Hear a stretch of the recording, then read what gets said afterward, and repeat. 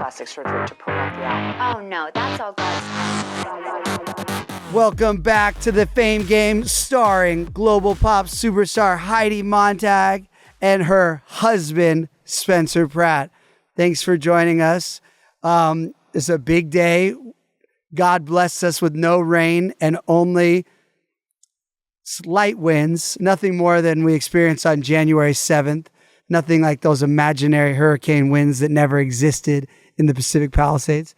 How are you doing, honey? Beautiful pink dress. Where did you get that?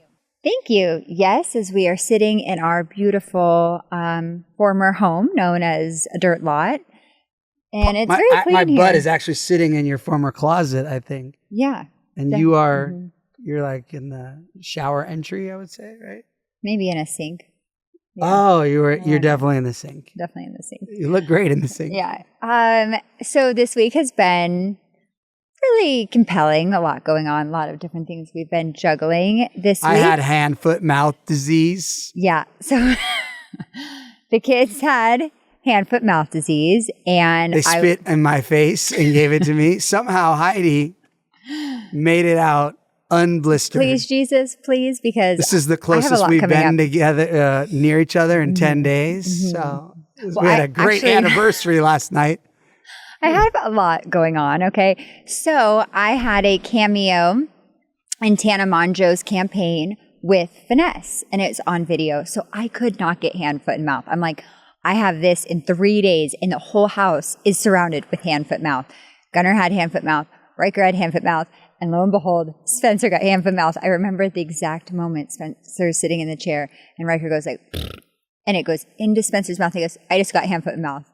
And that was the moment. I literally can visualize it right now that he got hand, foot, and mouth. So I've been washing my hands. They're actually in so much pain because I've been using burning hot water, and I'm not going to not be with my kids that have hand, foot, and mouth. I'm like, whatever, I'm just going to do the best that I can, pray that I don't get it, but I'm not going to not be with them, cuddle them, tuck them in, do all the things. So anyways, it was very interesting. You're not mentioning, forget just washing your hands. She had this, I think it's hyperchlorous I don't know what it's called, but she's spraying herself all day long. It's like in the Greek wedding, like the Windex. It was like just everything, walls, door handle. Yeah. Well, it worked. Yeah. She made it out. It did. So, and just so you know, adults can get it. Everyone I talked to were like, I thought only kids can get it. So, nope. Be careful out there, adults. Actually, in all fairness, Gunnar had hand, foot, and mouth 3 times when he was younger from preschool. And this was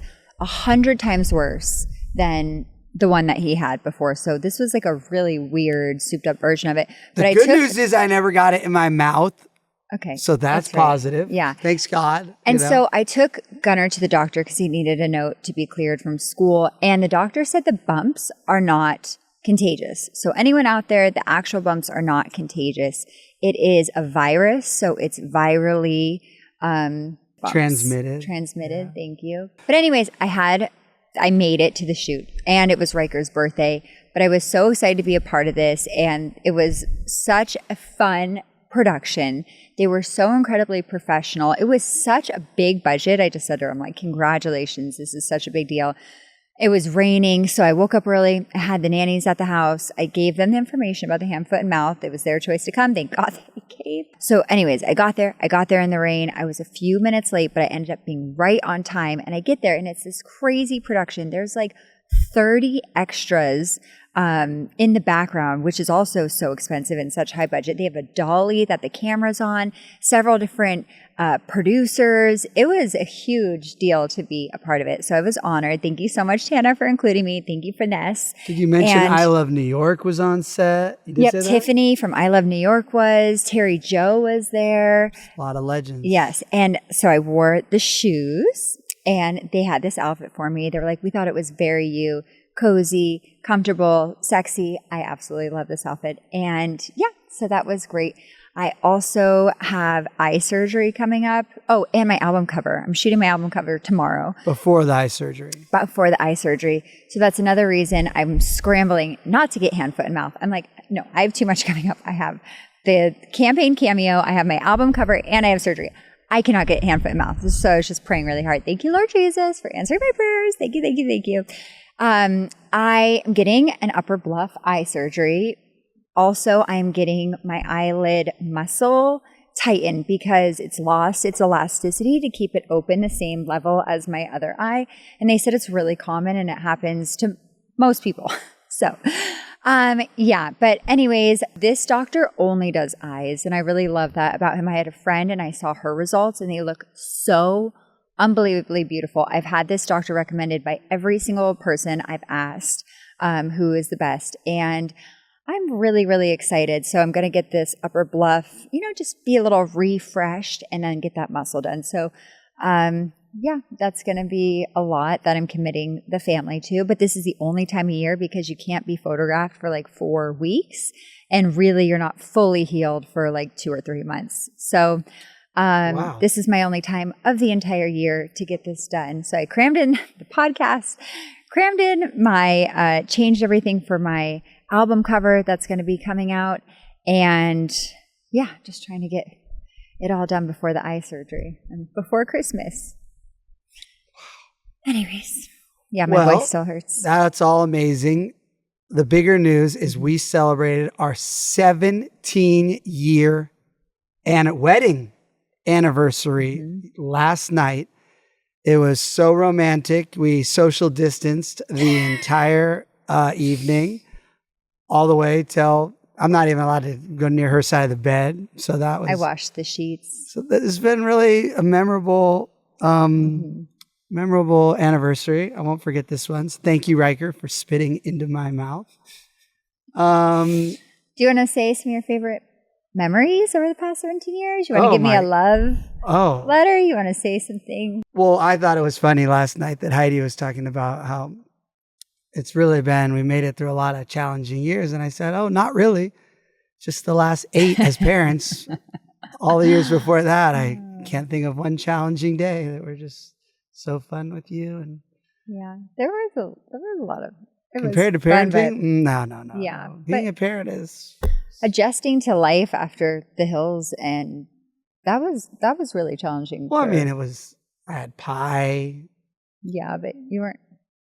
I mean, I wasn't going happy. Through it. Yeah, but I still got to just sit around eating pie. It's not that horrible. Chocolate fudge brownie, chocolate walnut.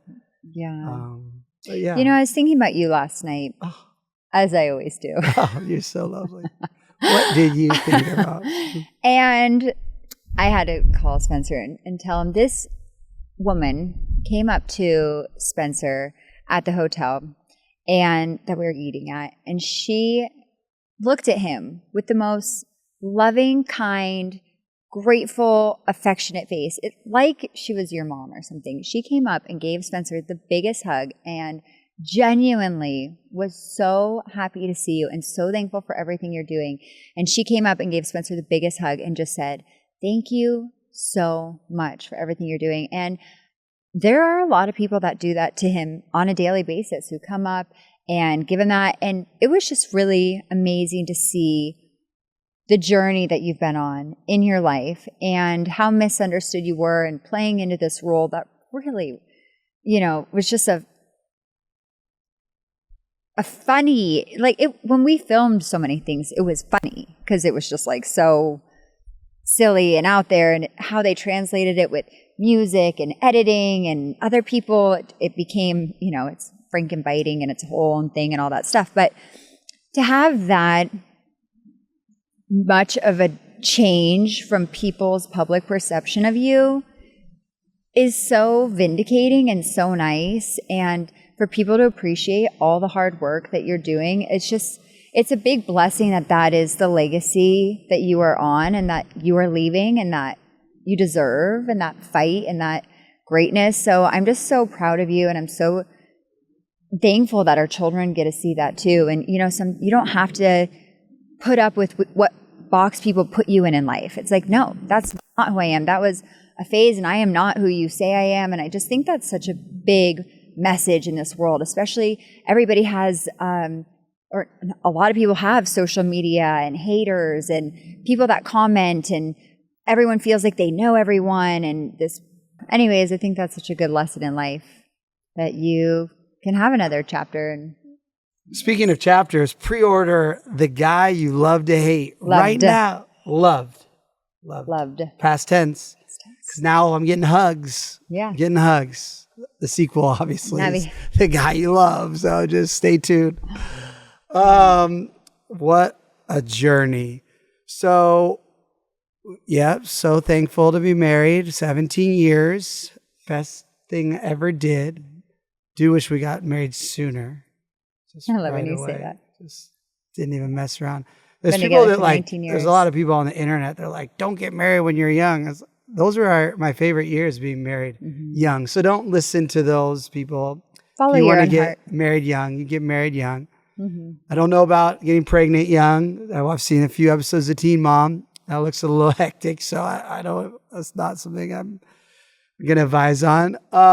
Speaking of MTV, Rob Diedrich just got finally canceled after 200 years of ridiculousness. And I think it's his own fault for always talking about how efficient he was and how he's the most efficient person. And so the network is hearing him like, oh, I do 20 episodes in one day and they pay me. You know, I think he should have. I even talked to a major producer in Hollywood about this and they agreed like, yeah, maybe you don't tell everybody how easy your job is for you to make those millions of dollars. So, and Rob Diedrich kind of shaded me when I was gracious enough to be a guest. And he was like, that's too many crystals you're wearing, bro. It's like, I didn't ask you for style tips, Mr. Guy. So, shucks. Shout out Chanel, though. She left before it got canceled. And she's always nice when we see her in public. So, big news also. Val and Alex Earl are going to the finals. Record 7 million viewers. No, yeah, I could be wrong about that, but definitely the record ratings in 7 years. Val had always said we could come to one of the shows, and then so I was gonna go a few weeks ago, and he's like, "There's plenty more weeks." So I texted him like yesterday, like, "Yo, you got some extra tickets for the finals?" No response yet. So, you know, I don't know how many extra tickets he gets. It seems like this is like a big event now. Also, I can't get a nanny, so. I was going to go without you.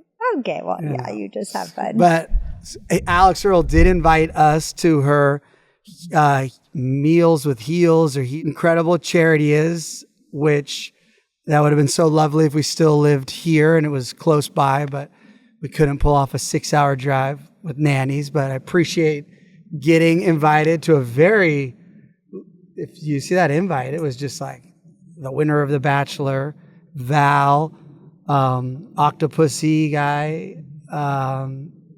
So very select. Yeah. The meals actually look delicious. Me too. They're probably glad I wasn't there because there wouldn't have been 3,000 meals. I would be like eating them all. I'd be like, she got some gourmet food. So that's happening. I just binge watched till 1 a.m. last night, The Beast Within Me on Netflix from the creators of Homeland with Claire Danes. I was wondering if you watched that. I asked you. I hadn't. And then you asked me. I said no. And I was like, Was it good?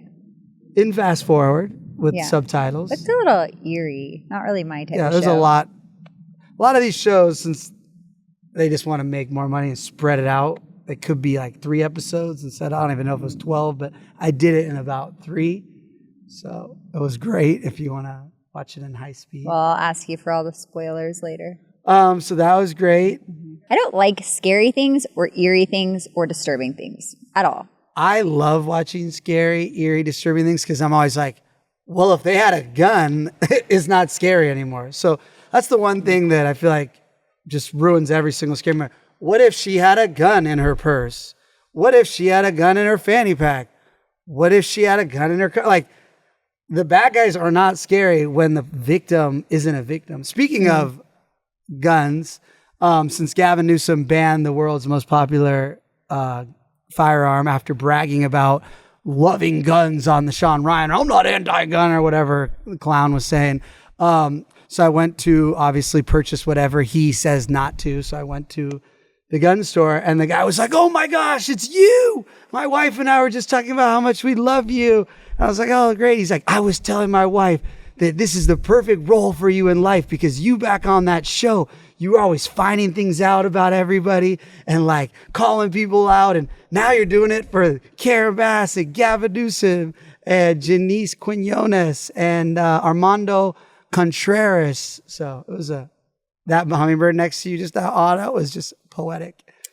Speaking of the show, Kristin Cavallari texted me yesterday. She's like, hey, was that drinking segment of your sister just for the show or was that real? And I was able to share with her how proud I was of my sister who has been sober since 2011 and has a women's recovery center in Denver. So I texted my sister. I'm like, hey, what's your women's recovery called? She's like, Women's Recovery. I'm like, no, what's the name of the women's recovery? She's like, Women's Recovery. I was like, okay, it felt like Dumb and Dumber with like the Guess jeans. But anyways, it made me think how proud of my sister I was that she really decided to get sober, has stuck to it. Not only that, has helped other people through it, has started a whole new life with it. So Holly Montag, not Montag anymore. Holly Mackey, I'm so proud of you. That sounds like a character from Always Sunny in She has the same initials now. HM. I'm like, oh my gosh. Speaking of your name, Heidi. Oh, yes. Oh, speaking of your name. It says Heidi Wood on the wall. And yesterday. Which was my latest album that came out a few months ago. You know, I wear a shirt often or a hat that says Heidi Wood all the time. And I know we're not so famous or relevant that it maybe hits everyone's radar, but I just thought it was so interesting that even almost the exact art that we used to share of Heidi Wood, this other pop star, Kesha, posted Kesha? Who's that? Kesha Wood, and I just thought it was so sweet. And it's also so cool that after you did that song with Only Fire, who remixed two of the songs on your album, Kesha did an Only Fire remix. And then I also thought it was so cool that Kesha just did a remix with Sizzy. Shout out Sizzy. Make sure you check it out. Kesha featuring Sizzy, who wrote Five of my songs? a huge part of Heidi's album. I must be like her muse. I don't even think she knows. I think it's just random. I don't think so because I performed. But she was so nice when you walked by her after your house had just burned down, right? And she didn't even say hi. She actually gave me a really nice look, and I thought, "Wow, that person really." Yeah, but her dancers and her team came up after, and were like, "We love Heidi so much." They were really nice. So maybe she was just busy because you know what. It was probably stressful. I agree. She had a lot going on, but I'm so excited that she loved Heidi Wood so much, or her team, or whatever, that now we both have albums or songs called Heidi Wood. So maybe we should collab. Heidi Wood, Kesha Wood. HK Wood. It could be like HK Wood. You know? Yeah, that sounds good. Anyways, I was just like, wow, I know. It's so fun to be the blueprint. We are the blueprint of podcasts in burnt out houses too. For Who's going to copy that next? Stay tuned. I'm thinking somebody in the Hollywood Hills because Gavin Newsom does not clear dead brush around the Hollywood Hills. So I'm just hate to tell anyone who's got those beautiful houses in the Bird Streets or where Leonardo DiCaprio lives. Because your houses are all going to burn down probably 2026, 2027. So there could be coming soon another podcast in the ruins of your house. We need to get feeders right here so it's like action packed. Yeah, like the Stan ones. Yeah. So that happened. I got I don't want to say misquoted in the I'm going to look right to the camera. So this week the LA Times, which I've had some back and forth issues with since our house burned down, but I always like to continue to give a journalist the benefit of the doubt, and I would like to have my story told, but I learned a dangerous lesson that they can take what you say and take it out of context, maybe accidentally, maybe just in the edit, and then it looks like you're saying something that actually doesn't make sense. So the LA Times called me about the fact that I know from speaking with the battalion chief that was on the January 2nd, he was there January 1st and January 2nd, the Lockman fire. And this chief told me that there was somebody from the state, a woman, a state representative, that told this chief they couldn't have a dozer when they were trying to put out the fire. So the LA Times takes that and they put it, and it makes it seem like I'm talking about the dozer for the mop up. So I have all these people on Twitter like, oh, and then they get an ex-fire chief, somebody to be like, he's wrong about me. They would never use a dozer for the mop up, which I never said that. I literally quoted. And the takeaway is, and my friend Gabriel always says that, to record yourself when you talk to these people, like your own voice memo, and just say, hey, I'm recording myself for my own records. Because you assume like they're recording you, but they're only going to use that to like get you, not to like.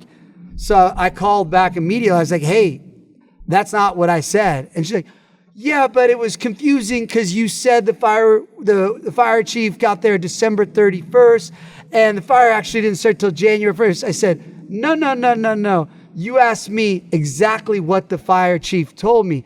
He got it confused because obviously his house didn't burn down and it's not relevant to him 10 months later. And he said to me on the phone, I got there around December 31st, around 11:30 at night.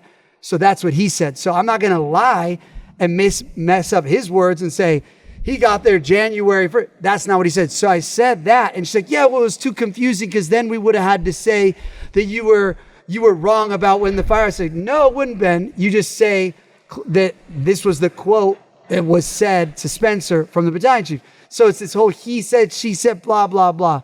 So it's super frustrating because then now I'm in the LA Times looking like I don't know what I'm talking about when I actually know more about what I'm talking about than the lovely person typing up the story or the person editing the story. So it was a good lesson. I'll continue talking to these journalists because I even want their misinformation out there, because the reality is even their misinformation helps the cause, because somebody like Gavin Newsom, Karen Bass, Janice Quinones, they don't even want this fire talked about. They want to talk about Donald Trump and rebuilding and blah, blah, blah, but not the fact that we're all in dirt lots. So thank you, LA Times, for nothing. You also got on TMZ this week. Booyaka! Yes, first time we got on TMZ, because even TMZ, Harvey Levin is a lawyer, and he must have loved the fact that I was calling out Gavin Newsom lawyers for either being the dumbest legal team in the world or the biggest liars. So either one is horrible, but they went to court this week and said their defense was that they said that because our legal team is referencing this Vetter case, and they're like, well, the Vetter case is nothing like Topanga State Park, because obviously State Park isn't like an airport where we're storing massive amounts of gasoline. That's right, there is no gasoline. But the state park is covered in massive amounts of fuel. So TMZ loved when I pulled up from one day earlier, Cal Fire, Gavin Newsom's firefighting force, and they posted how to manage fuels. That's what it says, fuels, because that's what they refer to brush, and dead brush is fuel. So you could call it gasoline, or you could call it dead brush. They're both fuels that created a dangerous condition. I gotta stop moving my hands. I'm like Gavin Newsom out here. Maybe Gavin Newsom just on a lot of caffeine. So yeah, thank you, Harvey Levin. Speaking of Harvey Levin, they invited me to do the party bus. And I said, that's so nice, you guys. If I still had a house and all my belongings and my parents had a house and I was in a partying mood, if you have like a war bus, like in Mad Max, like I will host that and pick the playlist. But it was nice that they thought I'd want to drive around Hollywood DJing a party bus. I was like, thank you for thinking of me. But I'm really not in a partying mood. Yeah. I am in a drinking mood. If they want me to host just like a tequila tasting at Como's headquarters in Mexico. What else is going on in the world? Christmas is coming. This will be a very depressing Christmas, obviously, because it'll be our first Christmas with none of our stockings that our families have passed down for generations. Mm-hmm. All of our ornaments that Heidi has collected since we first started dating, that she was so serious about everyone and really invested in and wanted to pass to our children, just like my parents and mom. So yeah, it's horrific. And my heart is with all the 10,000 plus families that are going to have a horrible Thanksgiving, a horrible Christmas. The funniest thing, on a whole different tangent, I'll get people that I block in my comment section, and they'll be like, oh, now you care about things.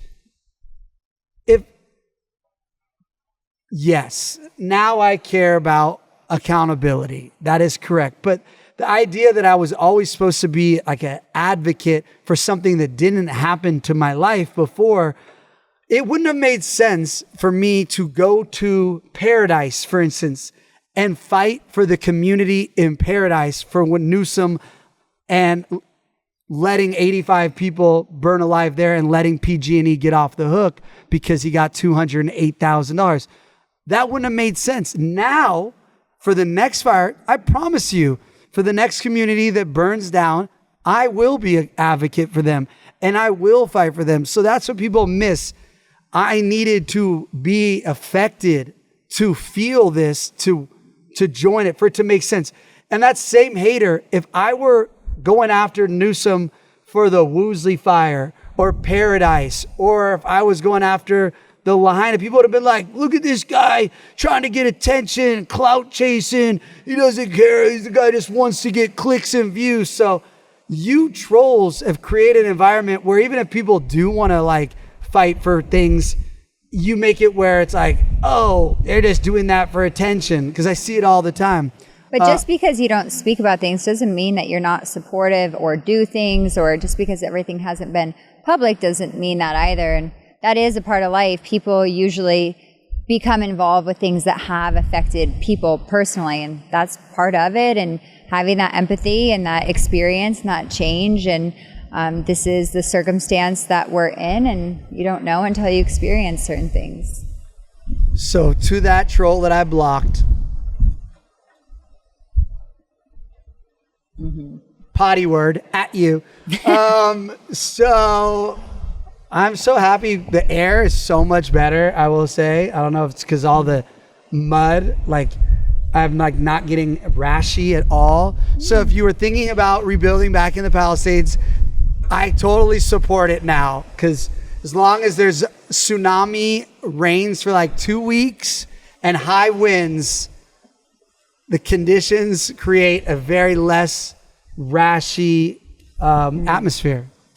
Well, the holidays are coming, and that can be really exciting for people. That can be really hard for people. There's a lot of different complexities that come with holidays and family dynamics or lack of it, or different things. So just want to send everyone a lot of love around the holidays, regardless what you're going through or have been through. So just want to send that out there. But for our family this holiday, my mom will be coming into town a week before for a few days to be able to have some Christmas cheer. And I'm excited about that. We're going to take the kids to the zoo for the zoo lights. I just bought the Nutcracker. No. Which I want you to come, but you don't need to if you don't want to. I've never been. Have you looked at your pass or your app to see how many times you've really gone to the zoo? I bet like 100. Like if it was like, I mean, I don't think anyone's been to the zoo more than you. Yeah, I took Riker 3 times last week. So I also just bought Nutcracker tickets. This is the Los Angeles County Zoo you go to, right? Yeah. I also just bought tickets to the Nutcracker.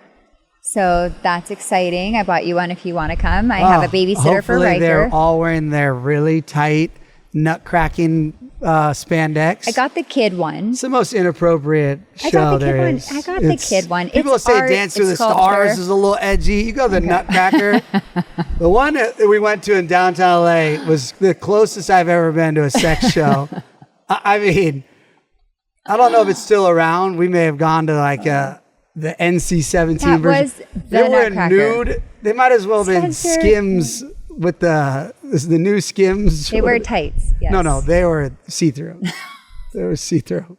It was okay. It was a lot. All right. And Heidi, of course, got us front row. I had nutcrackers, nutcracking. Yeah, we love Spencer's like, that's why it was called the Nutcracker. I was like, oh my gosh, Spencer. Anyways, we are going to that. And then we are going to go to Disney on Ice. Very exciting for that, which we wait all year for. That's like a big highlight. And then I'm also taking the kids to the Polar Express, So it's going to be very holiday packed in our house. I bought new stockings yesterday with everyone's names on them, which was really sad because my mom made all of our stockings and I had mine since I was born. And she like made it, and it's so much better than anyone that you can buy. And it was just perfect. And then she made Spencer's when we started dating. And then she made each kid's, and they take her all year to make these stockings, like cutting them, the insert of it. Anyways, we will not have those this year. So I bought them, and I'm trying to just kind of reframe it. Like, you know, as much as I loved all those things, I really want to focus on like Jesus this season and really bring that in for my family, because it is so much about like the snowman and culture and this and that, but it's like really is, they say Jesus is the reason for the season, and Who my says heart, that? well, that's churches and stuff. Just checking. In my heart, that's how I heard feel. So I'm going to really try to focus more on that and enjoy and get new ornaments and new things and not be as sad about it all as I have been. So I had the morning of it, and now I'm going to try to go to a Pottery Barn, get some new stuff, even though I'll miss my old things. But yep, I love Christmas. So speaking of Jesus, I was informed that you're praying for me extra every morning. I didn't hear you pray for me this morning. I did pray for you. I pray for discernment and wisdom. Yes, I did. When? What time? 5:30 a.m. It's pretty quiet. What? I need a little bit louder. You're feeling the need for more prayer. Yes. What happened? What? You need more. You need a little extra strength. Yes, amen. Okay. Lord. Do you want me to leave right now? Check out the new Bible app here, the one that Bible.com. Mark Wahlberg is always posting about. So shop now. Very excited to get PrattDaddy.com back in action. I think we need an employee. We do. We have Nat is going to reshoot all the pendants so they don't look like somebody on Skid Row holding them. Well, we no longer have Mia, and we need someone packaging, and we need someone. Madison and Kate are going to come on the podcast. We could talk her into it on the podcast. Perfect. Just give her a glass of champagne while we. We need a little bar here. We should get a bar. Anna said she will come with a hammer and nail and build like an overhead type thing here. We should see how much we could build before they come and give us like a violation, like a permit thing, like a fine. So I've been thinking a lot about moving here versus Santa Barbara, and I decided I'm not going to think about it anymore. And I'm just going to see where God leads the path. And I'm not going to have a thought of one or the other, because as much as I want the children in Santa Barbara, and I think that is so much better for them, it's not just about the kids. It's also about you, and it's about other things too. So as much as I want to take them into consideration, and I am, and I will, I'm just going to pray for the best for the whole family and see what God's plan is. Well, what's the math? What do you think I get of the cut of my book? You think I get $1 each sale? No. $2? I don't know if you'll get any money from it. I would think we need to sell about 6 million copies of The Guy You Love to Hate for it to be an option. Because at the current rate of podcast ads, we will be rebuilding in 400 years. Yep. So, but you know, technology is getting pretty cool. We could be AI. We could be AI humans. Yeah. Sitting here in a server one day. No, thank you. Well, thank you all so much for tuning in to our show.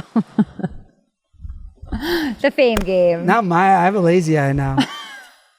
It's not contagious. It always happens when I do 2 It's not espressos, contagious. when I'm like dehydrated. Is it twitching? Yep. That's not a lazy eye. Your eye is just twitching. Well, it's technically lazy. One's like down. It's just twitching. Well, I'm lazy, so okay. So, anyways, please leave great reviews and pre-order Spencer's book, The Guy You Loved to Hate. Please stream and download my music, and we will see you next time.